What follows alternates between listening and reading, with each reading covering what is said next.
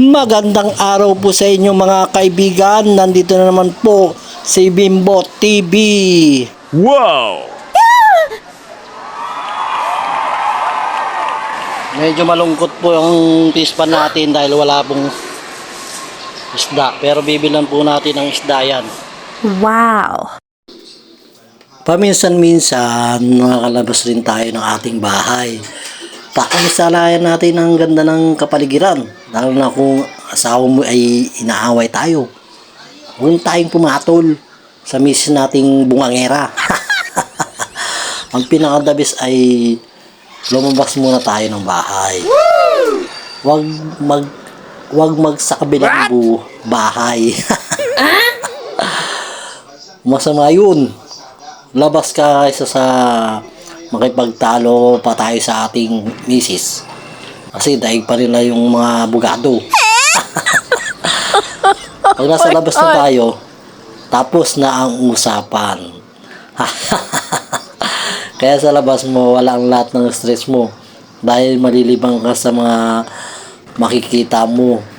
Yan, tulad niya sa mga ano na yan. Yan, Vista Mall yan. Yan, mamasyal ka muna dyan. Pag mainit ang ulo ng misis mo, huwag ka nang makipagtalo. Yun nga.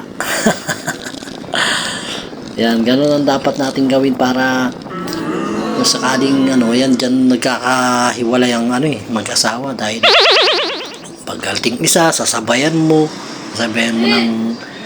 ng galit niya. Yun, yun dyan, doon na lumalaki ang usapan mo. Mas magaling ka, yun, mas magaling siya. Pinakamagaling ka na. Mas pinakamagaling pa siya. Wow! Doon hanggang sa maghiwalay na ang dalawang mag-asawa. Kaya, kailangan, pag ganun na nangyayari sa loob ng bahay nyo, lumabas ka na lang muna, sabihin mo sa asawa, ay huwag ka nang palang magpaalam, may labas ka lang doon. Kaya lang, pag nagpaalam ka rin, palalayasin nga, lumayas ka! Yun, ito na yung at nandito na po tayo sa ating patutunguhan. Dito tayo bibili ng isda sa pispan. Lalagyan na natin ng isda ang pispan siyempre. Bali ito yung tindahan nila na bibilan natin ng isda. Ano silang mura, yung lang. Papakain lang sa mga 15 pesos. Ito 20 pesos. 20 pesos daw yan. Dapat tilapia na lang para may pang-ulam.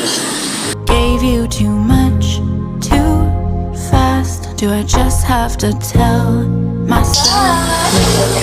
Kumari ko yan. Nagkukumari tayo sa ito yung magaganda na.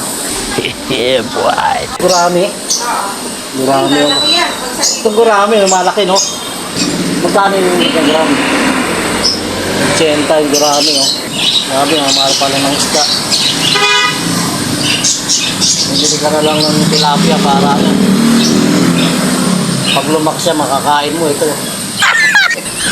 Ito na lang, yung mura na lang, siyempre yung tag 20 pesos. Yan, ito ang bibili natin. Ito lang nakayanan ng budget natin, kaya ito lang mabibili natin. Puro lang. Nakuha na si ate.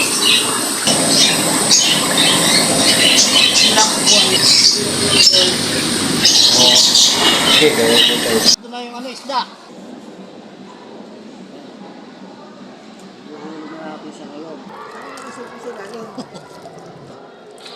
Salamat po sa inyong panonood.